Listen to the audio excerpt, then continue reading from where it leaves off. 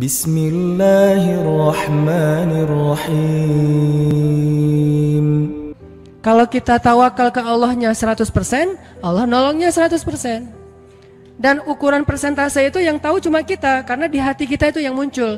Ada satu titik keraguan, berarti kurang dari 100%. Keraguan itu memperlambat datangnya pertolongan dan keajaiban dari Allah. Makanya aku tergantung prasangka hambaku kepadaku. Kenapa ada orang di zaman dulu tuh kayak dapat karomah, keajaiban-keajaiban dalam hidupnya. Kayak nggak mungkin terjadi secara logika dan ilmiah. Karena memang dia yakinnya ke Allah itu 100%. Apakah kalau kayak gitu kita nggak perlu ikhtiar? Perlu, tapi ikhtiar nggak ada hubungannya dengan keyakinan. Ikhtiar itu hubungannya dengan kewajiban. Allah yang suruh ikhtiar, tapi yakin berhasil apa enggak, itu urusan yang kedua. Urusan hati antara kita dengan Allah Subhanahu Wa Taala. Kayak kita minum obat, tentunya kita harus beli obat yang paling bagus, dokter yang paling recommended, yang spesialis. Oke, itu ikhtiar. Tapi kalau sampai hati kita terlibat dengan ikhtiar itu, meyakini bahwa kalau ini pasti sembuh, kalau ini kayaknya nggak ada harapan, soalnya dokter juga nggak ahli, berarti hati kita sudah terpaut dengan makhluk dan berarti sudah berkurang yakinnya kepada Allah. Saat itu kita tidak akan melihat keajaiban. Yang terjadi dalam hidup kita saat itu apa? Hal-hal yang ilmiah. Kenapa kita hanya ngalamin hal-hal yang ilmiah? Karena kita yakinnya kepada hal yang ilmiah. Kenapa ada orang yang ngalamin hal-hal yang sifatnya miracle? Karena dia yakinnya kepada mukjizat, yakinnya kepada aun atau pertolongan dari Allah Subhanahu Wa Taala. Jadi bukan kita tidak berikhtiar, ini bab a'malul qulub, amal hati. Apakah hati kita yakin gak sama Allah Subhanahu Wa Taala? Dan Umar mendengar cerita itu semakin yakin sama Allah. Makanya nanti muncul kasus di zaman Umar tuh luar biasa. Ini presiden kalau imannya 100% ke Allah, ada masalah di negaranya tuh, dia tinggal bilang ya Allah, beres tuh masalah. Jadi di Mesir waktu itu ada musim paceklik, sampai sungai Nil tuh hampir habis tuh. Sehingga air sungai Nil nggak mengalir lagi ke ladang-ladang jagung, gandumnya orang-orang Mesir. Dan orang Mesir yang dulunya menyembah anak sapi betina, mulai syirik lagi nih. Mulai berpikir, kalau kayak gini mah sama aja. Setelah Islam datang kita tetap aja susah, paceklik. Mending kita doa lagi ke nenek moyang kita, dewa-dewa yang dulu. Gubernur Mesir yang namanya Amr bin As waktu itu ngirim surat kepada Umar ke Madinah. Ya Amirul Mukminin, Mesir sedang diuji oleh Allah dengan kekeringan dan masyarakatnya hampir syirik. Kami mohon bantuan dari pusat, dari Madinah untuk membantu bagaimana mengatasi kekeringan di Mesir. Begitu surat itu sampai ke Umar bin Khattab, Umar nulis balik surat dalam bentuk doa. Bismillahirrahmanirrahim. Ya Allah, turunkanlah hujan untuk masyarakat rakyat Mesir. Dikirim ini surat ke Mesir. Waktu itu ibu kotanya masih Alexandria, belum Kairo. Dikirim ke Alexandria, malam itu diambil sama Amr bin As. Pas dibaca oleh Amr bin As, Bismillahirrahmanirrahim. Ya Allah, berikan rakyat Mesir hujan yang mencukupi untuk mereka. Saat itu juga hujan turun. Sampai sungai Nil meluap dan menggenangi ladang-ladang jagung dan gandumnya orang-orang Mesir. Dan mereka bertakbir semuanya. Cuman ngirim surat doang dari Amirul Mukminin. Kan enak ya? Coba kalau kita hidup di zaman Umar. Ya Amirul Mukminin, saya belum dapat jodoh. Ya Allah, beri dia jodoh. Beres. Cepet banget loh. Ya Amirul Mukminin, dia nolak saya, ya Allah terimalah. Terima. Yang kemarin nolak, hari ini kenapa ya saya jadi serak sama dia? Gara-gara doa Amirul Mukminin. Ini artinya teman-teman, keajaiban dari yakin kepada Allah itu luar biasa dari kisah bapak tadi tuh. Kalau kita berbaik sangka kepada Allah. Kenapa nggak ikhtiar? Mungkin sudah ikhtiar, bikin pengairan segala macam tapi belum berhasil. Yang kurang cuma satu, doa. Doa mungkin udah banyak tapi belum diijabah karena doa-doa mereka tidak seajaib doanya Umar bin Khattab. Belum lagi Umar berdiri di atas mimbar. Ini mungkin terkenal nih, kejadian dalam perang Qadisiyah kalau nggak salah. Umar lagi khutbah Jumat di Madinah. Kaum muslimin lagi berperang di Irak melawan pasukan Persia, perang Qadisiyah namanya.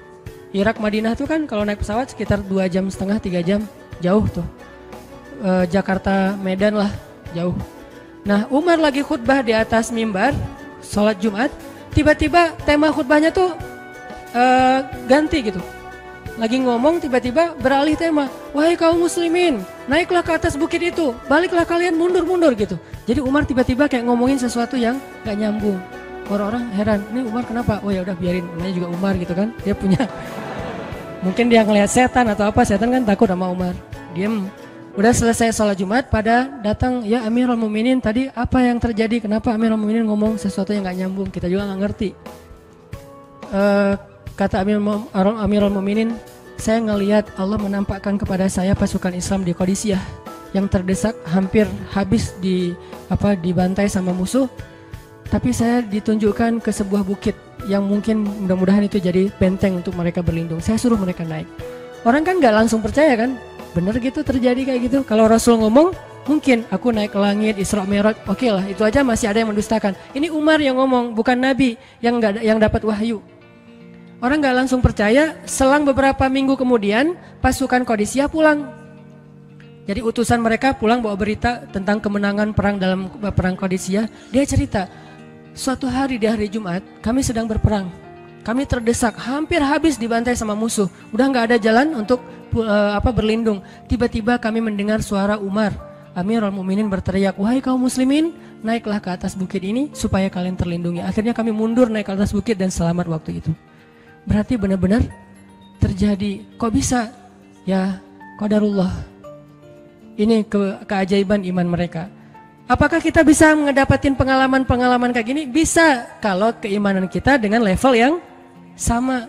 Kalau nggak selevel yang sama pun, minimal kita nusaddid.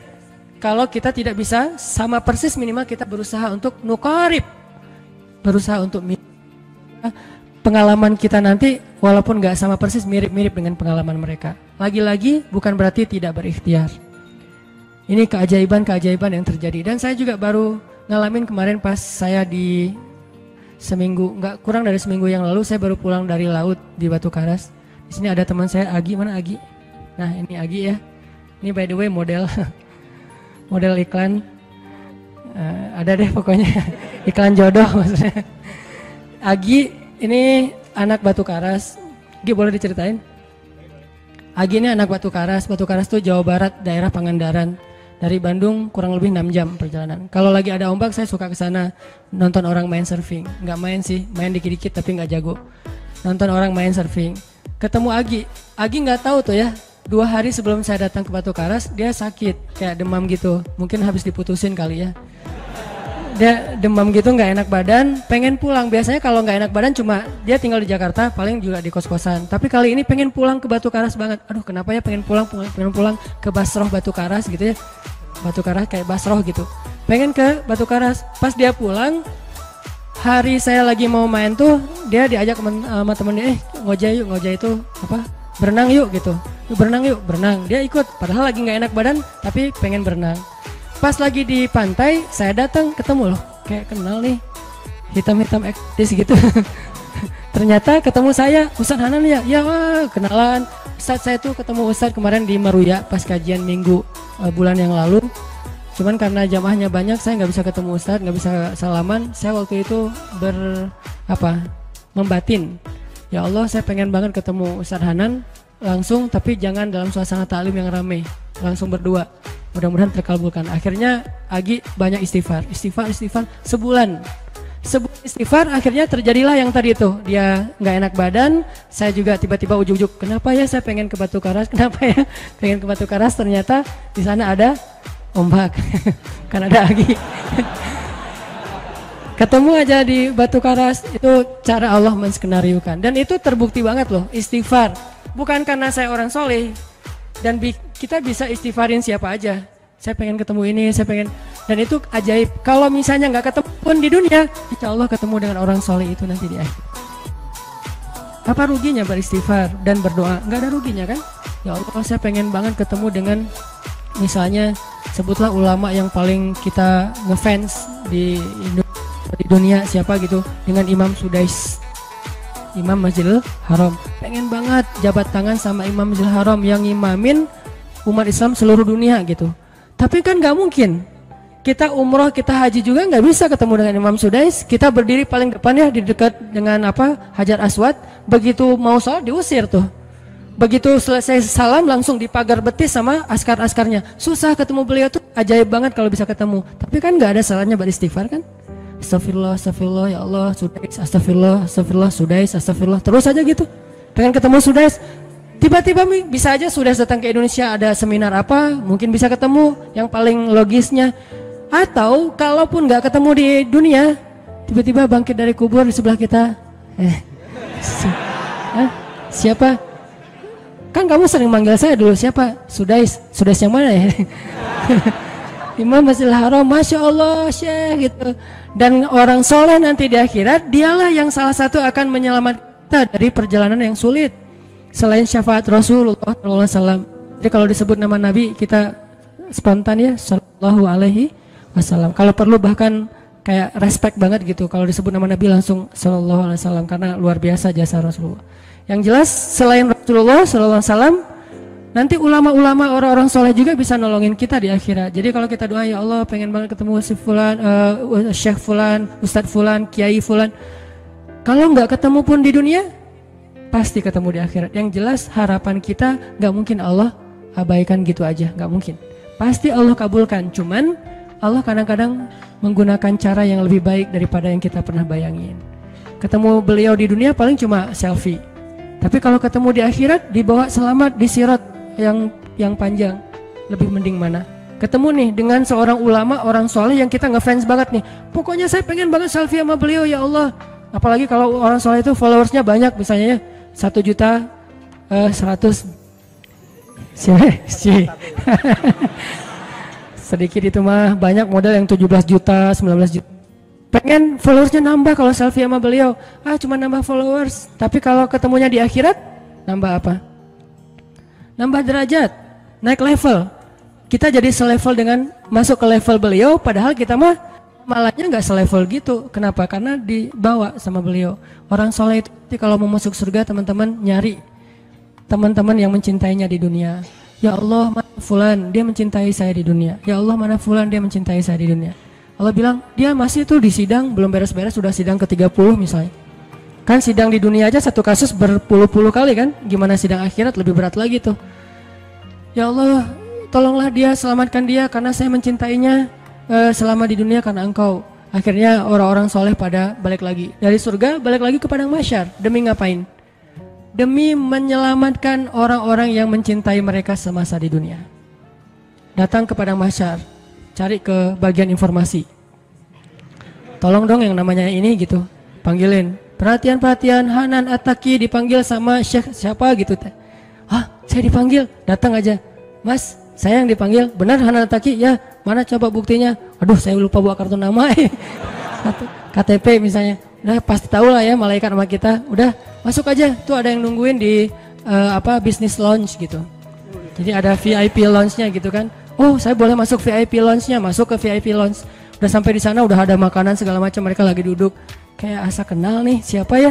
Dekat Hanan ya? Ya, wah kita sering ketemu dalam doa. Wah, akhirnya pelukan. Ada apa Syekh? Yuk ikut saya ke surga, kan enak banget kan? Terus sidang saya gimana? Udah beres, diberes sama teman-teman saya. Saya banyak teman di dalam gitu. Saya banyak. Beres kan?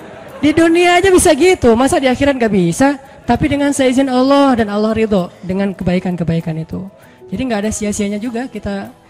Kan dulu saya pernah cerita yang Imam Ahmad bin Hambal kan, yang pengen banget ke Basrah, dan itu ternyata terjadi juga sama Agi. Dan terjadi juga sama salah seorang driver ojek online di Bandung. Baru 2 bulan yang lalu kejadiannya. Saya lagi datang ke markasnya Pemuda Hijrah, kita sering ada kayak rapat gitu di kantor. Markas kita namanya Masjid Al-Latif di dekat Gedung Sate. Datang dari pagi rapat sampai sore. Dan saya pakai baju baju main biasa, bukan pakai baju taklim. Sebetulnya sama aja sih. Nah, waktu itu sholat zuhur di Masjid Al-Latif, saya ngimamin sama asar. Habis asar pulang, karena nggak nyetir sendiri, saya pakai online. Saya order nih, pakai ojek. Ada yang ngambil, drivernya ngambil, datang jemput pulang. Kemana? Ke Cimahi, pulang.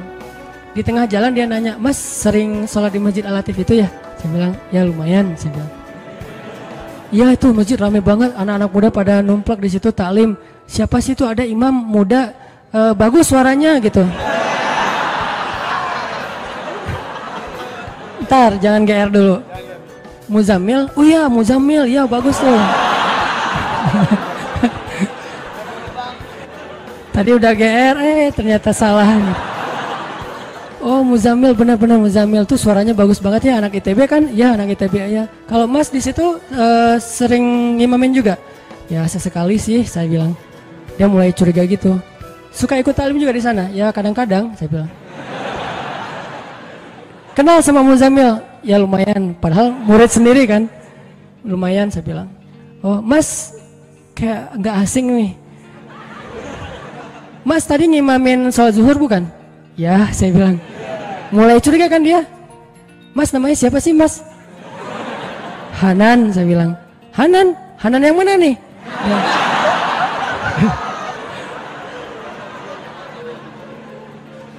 Saya bilang Hanan Taki. Wah langsung oleng dia mah.